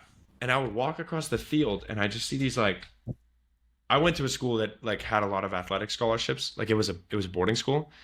And so there's just these absolute ubermenches, like these specimens from all over the world. And, they're elite rugby players or basketball players or whatever. And they're like 6'4" in grade 8. They got a whole, their endocrines hit like 10 years before everyone else. And they got these shorties drooling over them. And I would literally look at them and be like, I've never even spoken to a Foyd in my life. I don't even know how this is possible. Like, what do you even say? It's like they're another species. And so, what Nietzsche speaks about in that these animals, if you want to call them alpha males, but what a higher species as he does, they just operate off intuition. They're not curating and planning their behavior. They're just kind of doing it. So I think at the very least, you need to fake that. You need to kind of present as if you're doing that.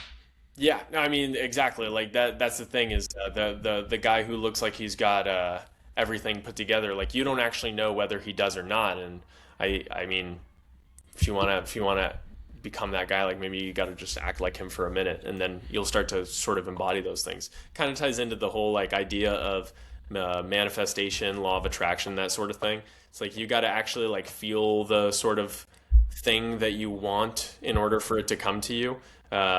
And in that sense, like fake it till you make it totally works. But yeah. All right, let's see. Next question. But at the very end, we should talk about, or whenever, we should talk about surfing. Oh, go ahead. Tell me what do you got on surfing? Now, I was just gonna say, I'm gonna go to Bali for about 2 months on, I don't know, sometime in a few months, in about April. Nice. And yeah, it's so funny because I grew up surfing. I was like taught pretty young. So, I mean, like it sucks to teach people surfing because it's quite hard and people just don't get it. It's a very mechanical thing. It's very intuitive thing if you'd too. say. Yeah. Nietzsche build.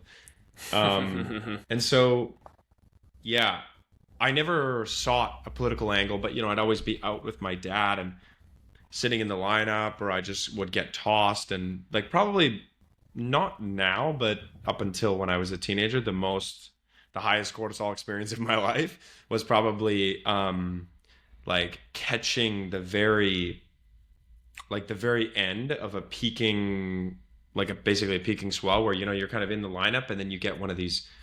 It's almost like an inversion with temperature, but you just get like a ridiculous set. Like it just jacks up, and especially where I am in the very upper Pacific Northwest, on the south coast of Vancouver Island, you get sometimes these currents that flip, and then it'll add 1.5 feet to maybe 2 feet on a wave.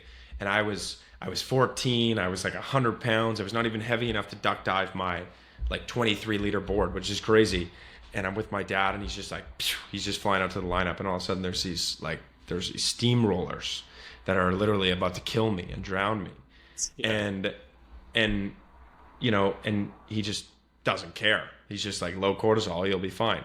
And so I learned, I guess, this spiritual angle from my father about surfing that I didn't understand, where he would always say, and he's like a business bro, finance bro, whatever. And he would always say like, no, I love surfing so much. And he would hang out with these people that maybe conventionally you would see them in the world. And, Jonas, I'm sure you know a lot of surfers. Maybe they don't have the most ambitious outlook, or how they dress, how they present themselves, speak, whatever.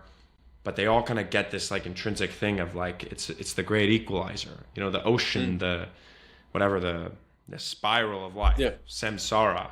Boyo speaks of this. It's great. And I spoke to, last time I was surfing, I spoke to a guy from New Zealand, and it's so funny. On the beach, we were talking about, I had a ridiculous hold down, and I was really out of shape, and I had gone out in conditions in Hawaii it was like maybe double overhead. It was like 6 foot Hawaiian, which is, it's basically double Hawaiian measuring from the back versus the front.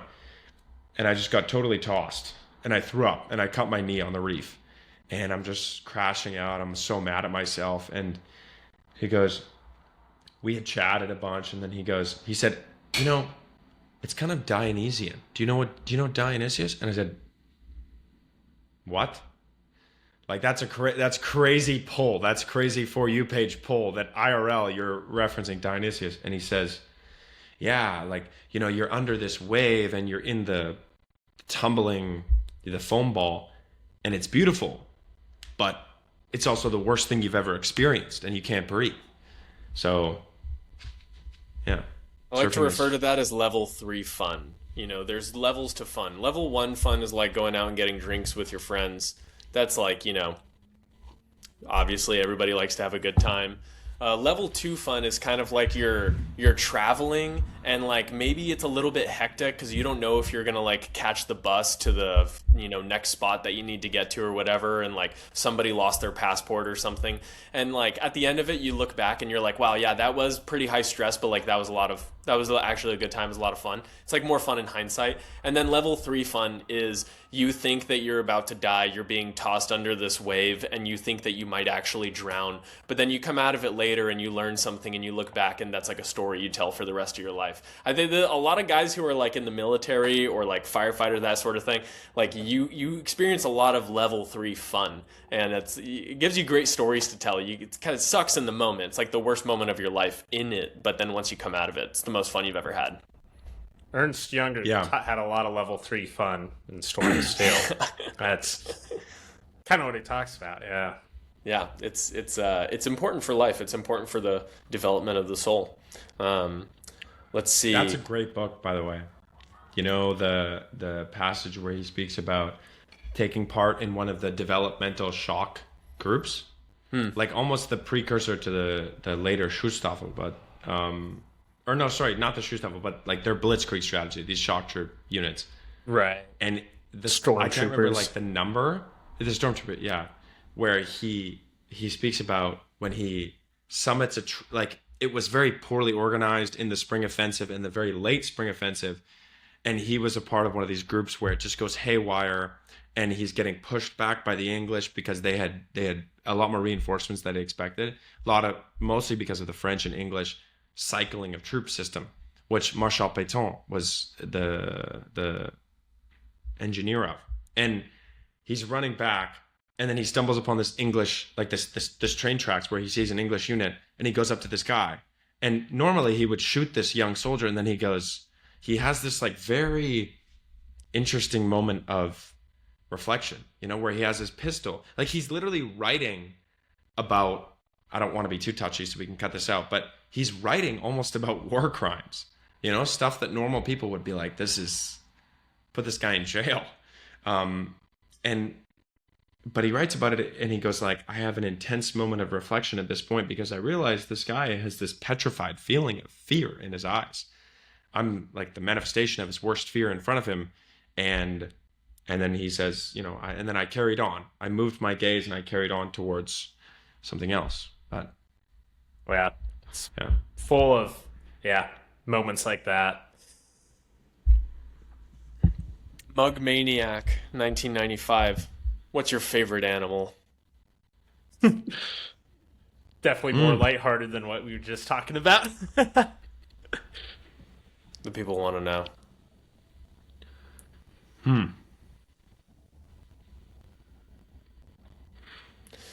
I'll go with pterodactyl. Oh. I want to satisfy all the people that think that I don't believe in dinosaurs. I never said that I don't believe in dinosaurs. I just said that it doesn't make sense that dinosaurs existed and dragons didn't, and I think pterodactyls are slightly more proof of that. So I like that. I also love lions. My favorite animal, I'm probably convicted. I think it would be a tiger, because tigers are one of the 3 or 4 animals that actually hunt humans. And I kind of respect the grind. I kind of respect the competition. To go after the world's greatest predator, yeah, that's pretty ballsy. Yeah. And I would say maybe lions. It's a bit of a cliche answer, but I think that they really got the whole male-female dynamic sorted. You know, they just they low cortisol max. They just leisure max all day. It's like aristocratic radicalism. Nietzsche speaks of this. Yeah, absolutely. They curate their vitality all day. They breed all day. And then the foids do everything for them. They're really completely secretary maxed lions. And then occasionally they get pressed by, the ops or whatever, like number 2, number 3 Chad, whatever you want to call it. And then they just mog. So, or they die. So I feel like that's kind of based. It's like, yeah, I'm going to go out swinging or I'm going to be the number 1 Chad. But then tigers, I don't know. I just feel like I kind of relate to him. Even ride him. Ride the tiger. Good pool. Yeah. Dane, what's your favorite animal? I could talk about animals all day. But my favorite we animal... have a podcast, so we can. Yeah, we might need to do an animal episode. But my favorite animal, I have a lot of animals I love, but my favorite is the barn owl, and I've done a whole video on barn owls. But I like birds a lot in general, especially birds of prey, eagles and all that kind of stuff. But barn owls, there's just something so like Ominous and alien, almost like surreal about them. Like they come from like another dimension. You can never tell what's going on in their face. Sometimes they're like super, they almost look like a hoplite sometimes with like the helmet. I like that. Yeah. So sometimes they're super fierce, and then sometimes they're super playful and like they're almost smiling, and they're just Kinda very goofy. enigmatic animals, and owls are already pretty unique. So Yeah, and also there's no greater, like, it's an omen if you come across a barn owl. Just an owl in general. Like, that's certainly an omen.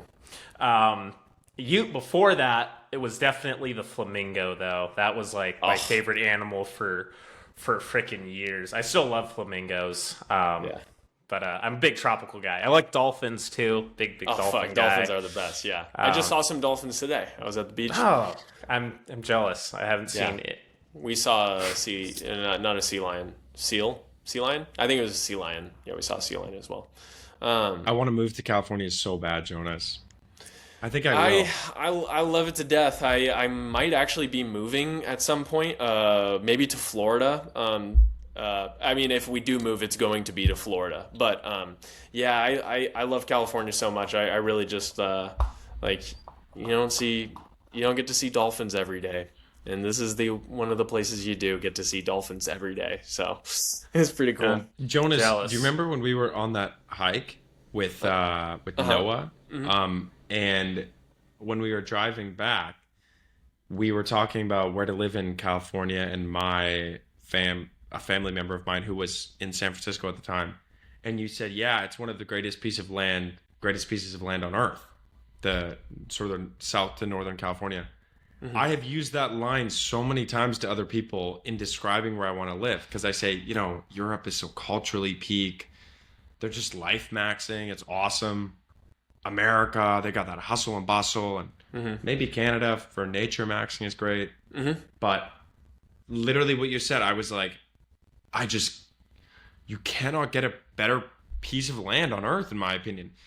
It's got a Mediterranean climate. It's got the ocean, and then you've got the mountains just an hour away. We were in the middle of the wilderness, and then 30 minutes later we were at the beach. Like, it's pretty hard to beat. It's crazy. Yeah. It's crazy. But I wanted to say something about what you said about birds of predatory birds. Mm-hmm. Sorry, birds of prey. Do you know about eagles' mating rituals? No, actually. I wrote about this one time. This is tapping into to my romanticism, so I'm gonna get a lot of hate about this for Jester maxing for my foid. But how I sealed the deal with my girlfriend at the moment was like I wrote her a letter when I came back from Europe, because I had met her and we saw each other a bit, and she passed kind of like the qualifications, whatever the base qualifications, and then eventually I was like, whatever. So I wrote her a letter, and I was definitely romantic maxing, idealism maxing, and I wrote a little bit at the end about the mating patterns of eagles, because being in Canada we have a ton of eagles, and it's kind of ironic because the bald eagles are like an American thing, but we have you guys have more, but in proportion to where people live in America, regardless. Yep. I have seen a bald eagle mating ritual before. And it's this crazy process where the male and female eagle, they fly around in the sky, and then they basically smash into each other a few times. Well, they'll circle each other and they smash into each other.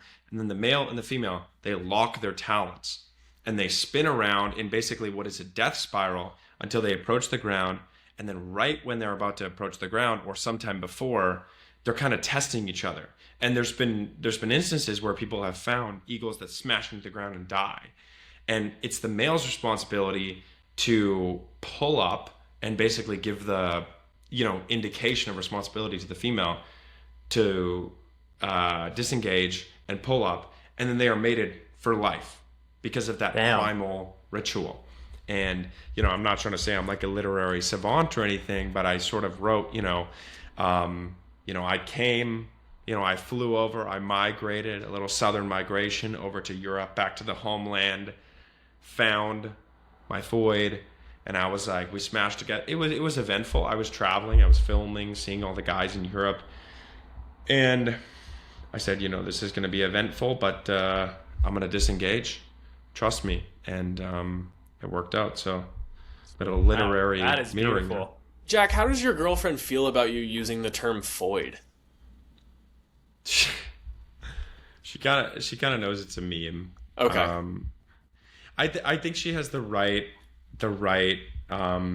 indignation where, sometimes guys will say, "Oh, my girl is so based. She says X, X, X, whatever," and I go, you know what? I wouldn't really want my girl to do that. I think that, like, why would you want your girl to be angry or using these buzzwords or whatever? So I think I think she has the perfect Good sense of humor. kind of view on it. As in, she wouldn't really like it.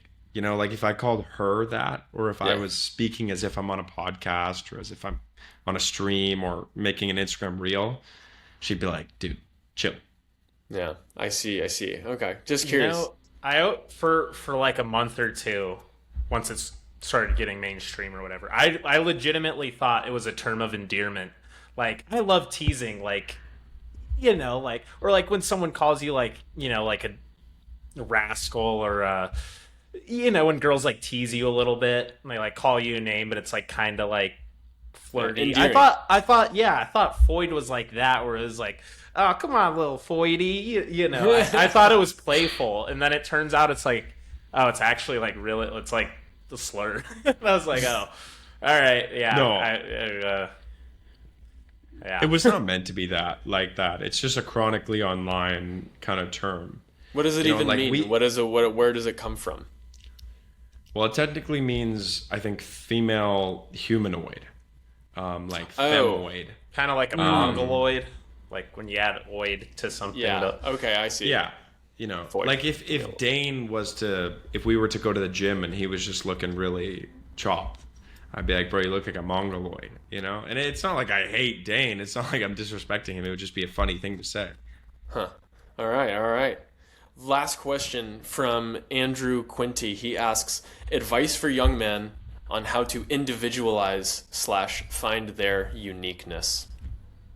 I will take the charge on this, and I will say the one thing that you need to do is you need to not be afraid to be yourself and jester max, because nobody ever wrote great stories about the nonchalant guy. Nobody ever wrote great heroic poems about the guy who didn't care about anything. So I think what it is you need to find the thing that kind of sets your heart on fire, the thing that like puts a fire in your belly, and you need to be okay with expressing like just your sort of lust for life, because it's going to guide you in that direction of finding like your personal purpose. You know what I mean? I think a lot of people, they want to just sort of like blend into the crowd, and that's normal because in childhood, you want to be like everybody else, you want to fit in, that sort of thing. I think it's the people who can pull away from that and be okay with looking goofy or cringe, that really sets them apart. That's the thing that like makes them not only apparent to other people, but is what makes them apparent amongst the group of people who are in the arena. And so I think that if you want to individualize, find your uniqueness. Don't be afraid to be cringe. Don't be afraid to jester max, and then you will find your uniqueness because it's going to shine through. Yeah, I agree. And I think because like some people are like, oh well, I don't know what I like, or I don't know what I like to do, and it's like you have to just sometimes try stuff. Like You got to try. Go try it. Go play freaking pickleball. Go try surfing. Go try a martial. Just go out and just see, because you might not like something. I mean, there's nothing wrong with that, but you have to try. You have to do a taste test to know if you like something. So absolutely, go try a book, movie, whatever it is. Just don't be afraid to experiment. And if you do like something, then you can start to own it and make it part of your personality. But yeah, life maxing. Yeah, I think that I've really done this over the past year, maybe. I think that when you're young, you have as a male, you have a unique period where your recovery from risk can be super high velocity. So, in the summer, we didn't talk too much about like my life story, but I was on a very traditional path in finance at university. I was just like a low-key esoteric finance bro, and I'm so happy that I was just kind of like, I think I'm gonna go to Europe for the summer. I had these feelings like we talked about this, Jonas, where it totally changed my life. I was just like, I'm gonna go to Europe and just kind of see where we come from, where I come from, and change my perspective in huge ways. And I would say the biggest thing is on a practical note, how to individualize would be, you need to garner for yourself as much agency as you can. And that's actually very hard practically when you think about it. If you have a job at a brick and mortar store, you don't have necessarily as much agency as other people. And so, yeah, I think, to be truthful, like we were talking about inequality and sort of that kind of thing earlier, I don't believe that most people have it in them. But if you feel as though you do, if you're asking that question, you probably do. You need to be doing everything you can to not only give yourself agency in the moment, but bolster yourself to future risk. So, and how would you recommend people go about giving themselves more agency? Well, realistically, income would be probably the biggest thing. I think it's very easy to like streamline your life in a way where your run rate is not super high. I've kind of worked on that because, like since I've been super young, I love cars, I love mechanics, that sort of thing. So when I was in high school and I had jobs and stuff, I just spent all my money working on cars and that sort of thing. And it's been that's probably like the main thing in my life where I've just like cut out based on pure necessity, which can be a huge cost. But yeah, on such a basic level, food, your necessities, your luxuries, that sort of thing, get that to as low of a level as possible, and then make your income as I'm trying to think of what the proper word would be, but as maybe asynchronous as possible, not necessarily tied to like your time and location, as you can. But then, yeah, in terms of agency, I do think in a way that's freedom. If you're not really bought into the cycle of consumerism a ton, you don't really have to make like a ridiculous amount of money to be financially free. I think someone that's what we might call poor or not well off, but they maybe live in Bali or something and they surf every day and something like that, and they make way less money than some finance bro who's on Wall Street. I think they're a lot more financially free than someone who's kind of tied to it. Yeah, absolutely. I think that the best way that you can give yourself some more agency is to recognize what are your bare necessities in life, like you said, and then what can you go without? Because if you can go without certain things, you can allocate more time, more freedom, more resources towards the things that you love. And like Dane was just talking about, that's just going to take experimentation. You go and find the things that you like. If you value being able to go and surf, like, you know, taking a lower income but remote job and being able to move to a beach town and spend your days surfing, fishing, that sort of thing. If that's what you love, then, you know, that you can have total agency in doing that. And if it is, you know, taking the normal university route, go and get the job, if that's like what you want to do, you allocate your resources there. Yeah, couldn't agree more. One final note. I really like what Jack said about when you're a young man, you have a unique time period where you can bounce back from risk, and you're young, you can lose sleep, you can go out and have fun and be okay the next day. You can go do hard physical activity and recover physically. There's just so much you can do. And if you make a fool of yourself when you're young, when you're 17, 18, 19, and you end up looking stupid or whatever, you're young. Who cares? People forget things.